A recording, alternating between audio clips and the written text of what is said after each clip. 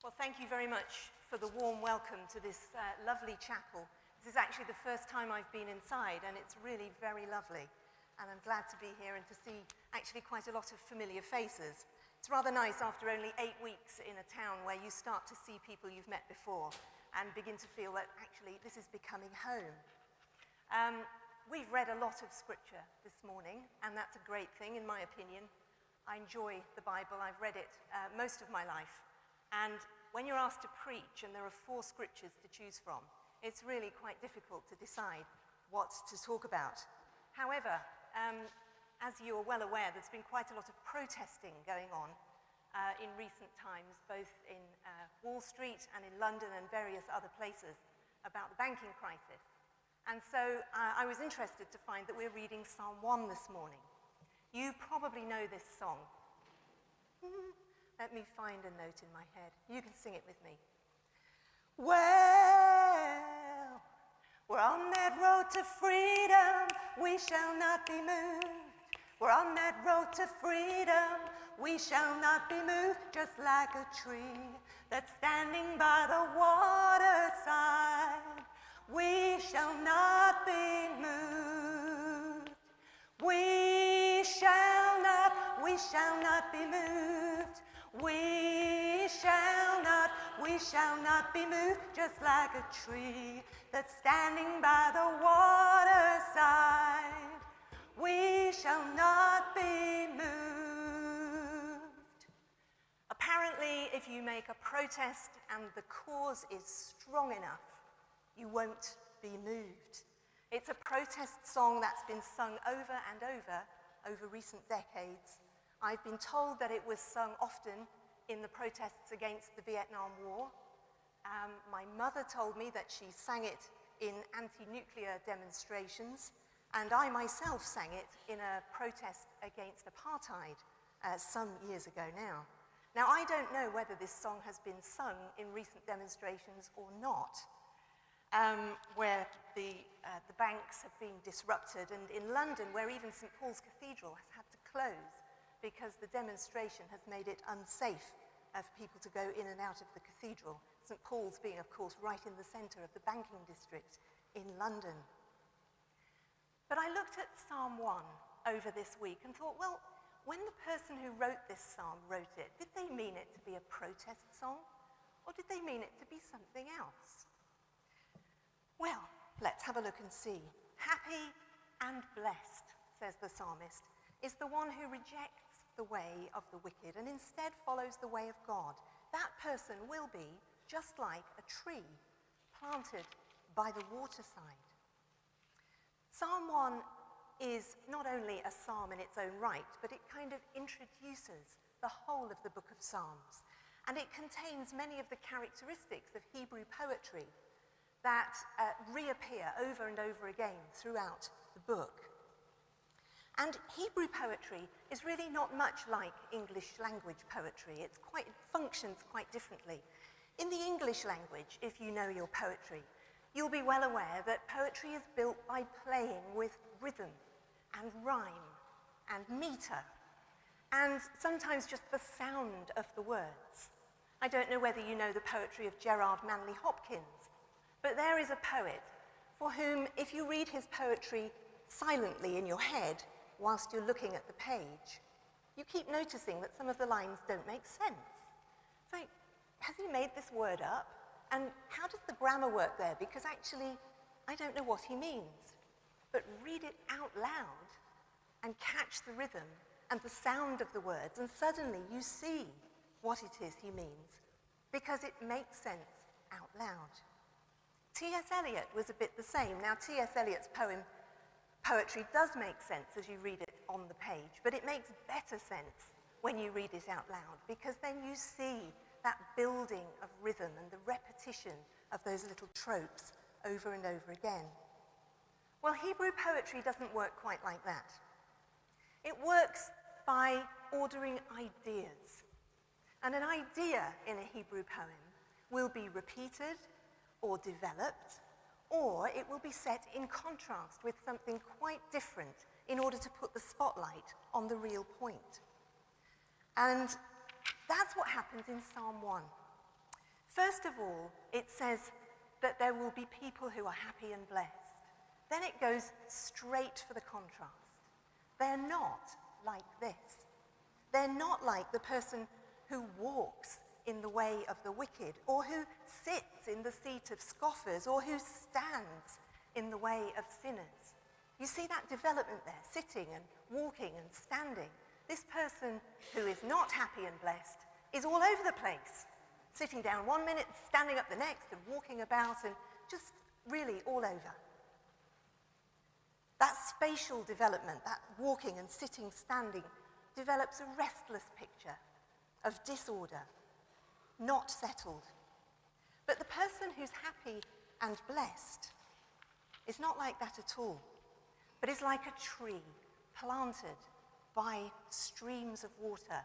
In fact, not just planted, but if you get a really nice, accurate description of the translation of the word, it's more like transplanted. Because this isn't just a tree that happens to have grown there. This is a tree that has been taken and deliberately planted in a place where it will flourish. It will flourish because it's beside streams of water, not stagnant water, not in the middle of a desert, but by streams of water, keeping everything fresh and flowing. And in that place, it can put down roots so deep that when trouble comes, it won't be easily uprooted. When I moved to New Haven about 8 or 9 weeks ago, I think I'd been here about 6 days when Hurricane Irene came along. And like everybody else, my son and I went out to the shops and we bought our canned food and our bottles of water, and then we nailed down the shutters and tied up our trash bins to make sure they didn't blow away, and took everything indoors and waited for the storm to come. And I told my son that he must stay away from the windows, because when I've been in storms like that before, I know that the windows can break because there'll be branches blowing about and so on. So he stayed away from the windows, but of course I snuck up to see what was going on. And soon the rain was, sure enough, raining sideways, and there were leaves and twigs and branches. You remember it as well as I do. And some of the windows in my building did get broken, but we actually got off fairly lightly. We still had power at the end of it. But the next morning we went out for a walk to see how things looked, and were amazed at the damage that had happened to the trees round about, more than anything. And there's one tree in our quadrangle up at the Divinity School, which had blown down, and not just blown over, but the roots had come right up out of the ground. And even now that the trunk has been sawn up and taken away, there's still this sort of stump of a root that's twisted right over in its place, and the roots are sticking upwards. And it's such a sad sight to see. Allow yourself to be transplanted into God, says the psalmist, into this place where there are always streams of living water, and you will never be uprooted. You'll be able to stay firmly in one place. You'll know where to get your sustenance. Your leaves will never wither, and you won't be pulled up by the roots. So actually, Psalm 1 doesn't sound much like a protest song at all, does it? That's quite interesting. It's primarily, it seems, a poem to call us into a depth of security in God. But, having said that, I would say that the protest song that grew out of it is not entirely incongruent with the psalm. Why not? Because this is the reason. Because when we put our roots down into God, and when we are imbibing day by day the grace and the love and the compassion of God, and then we look out at the world around us and we see other people who are oppressed and poor and having a very bad time, then it's very hard not to start seeing them with the eyes of compassion and grace. It's very hard to ignore the fact that these people too are the beloved of God, that these are the apple of God's eye, that they are created in God's image just as I am. That doesn't mean necessarily that it's easy to love your neighbour as yourself, as Matthew put it, but it becomes irresistible to live in the justice that we draw into our veins when we put our roots down into God. There isn't time here this morning, and I'm not sure if I've even decided in my own head, to analyse whether the protest against the banks is an effective one or not. But I do agree with what my colleague Giles Fraser said in London a couple of days ago. He's a wonderfully outspoken member of the Church of England. He's the Canon Chancellor of St. Paul's Cathedral. And when some people criticised the Dean and Chapter of St. Paul's for closing the cathedral and said that the cathedral was taking sides with the bankers instead of with the ordinary people and the poor, Fraser said, that's absolute nonsense. The cathedral had been strongly advised that they must close because the protest had created a condition that was challenging the safety of people who were coming to and fro. But this is what Fraser said, that economic and political justice is always a gospel imperative. You can't get away from it. We're called into a life that embodies that kind of justice. But the picture Psalm 1 gives us, and in fact the picture that Matthew and Paul give us too, is not one where we are ordered to act in justice just out of pressure or guilt. It's one that begins where we are filled up from the roots by God's Spirit. Like Jesus said, come to me, all you who labour and are heavy laden, and I will give you rest. Take my yoke upon you, because my yoke is easy and my burden is light. So when he sums up the commandments by saying, love God and love your neighbour as yourself, there's an order to that. You love God first, and then it becomes irresistible to love your neighbour.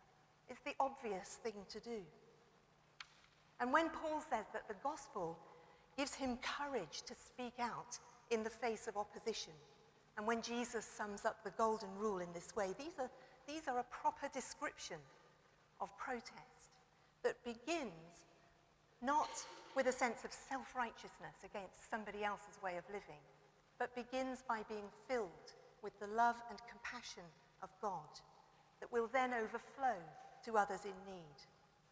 So if we don't feel compassion, if we have that, what people call compassion fatigue, when we see others suffering, then what we need to do is not beat ourselves over the head and make ourselves feel guilty about how unchristian we are. What we need to do is put our roots down into God, to draw on the love and compassion of God until we know ourselves loved.